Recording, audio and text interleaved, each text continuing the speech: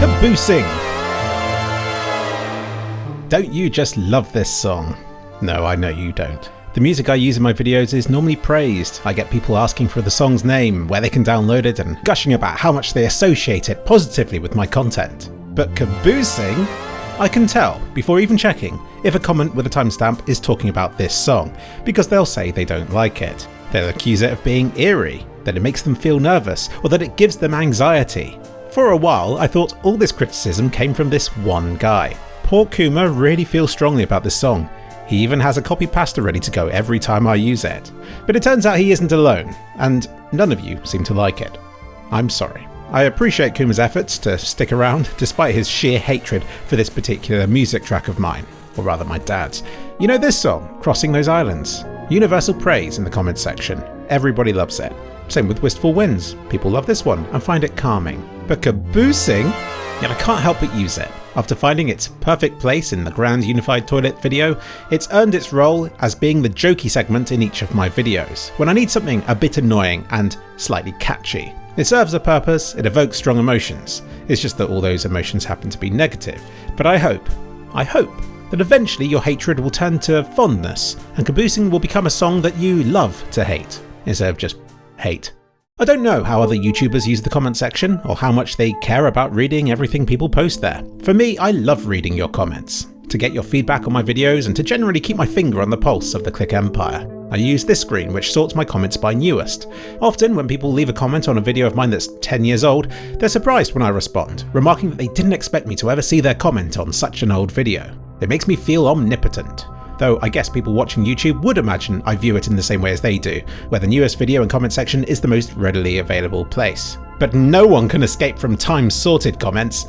I can proudly state that, for the bulk of my time as a YouTuber, I have read each and every comment left on all of my channels. I'm not sure if that's a good or bad habit, honestly. When a video is released, I ignore the first 10 minutes or so because the comments are, without fail, a mindless string of first or here early comments.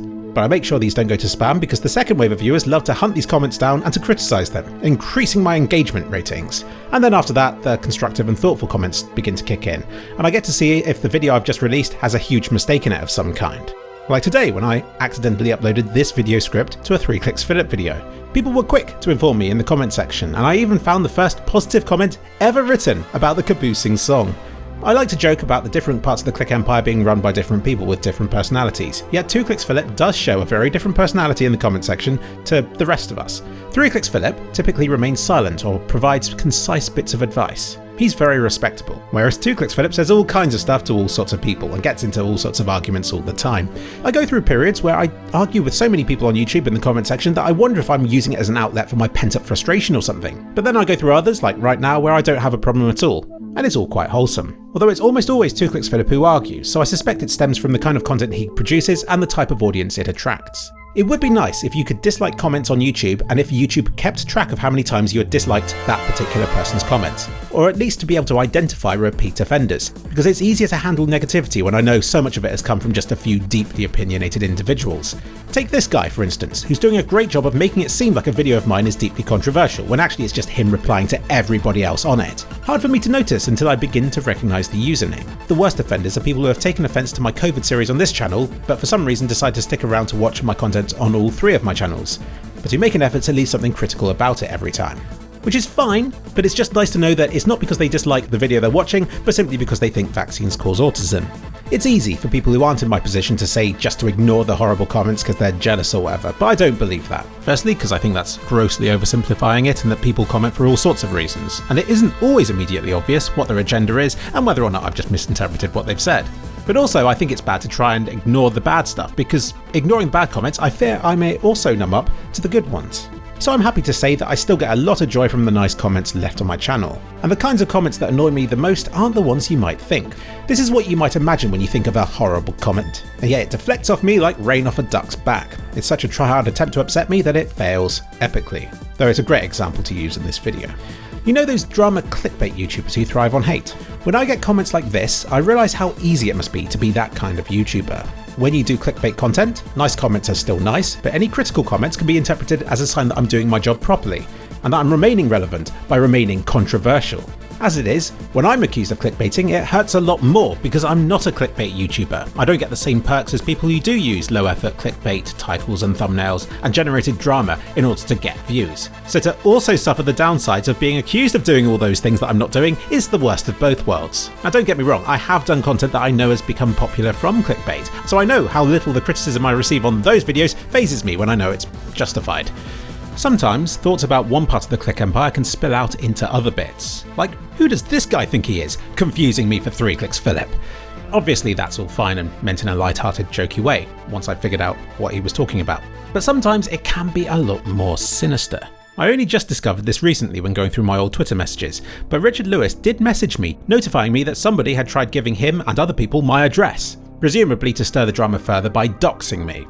Hopefully Richard has learned a valuable lesson from this, being that when he attempts to drag somebody's name through the mud, then it does attract all the weirdos out there wanting to escalate it to give themselves some more juicy drama to follow on the internet.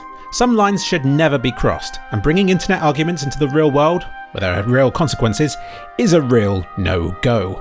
2kliksphilip, the problem child, of course has his own stories of this to tell, though his is the other way around, involving real-life stuff getting dragged into the realm of social media.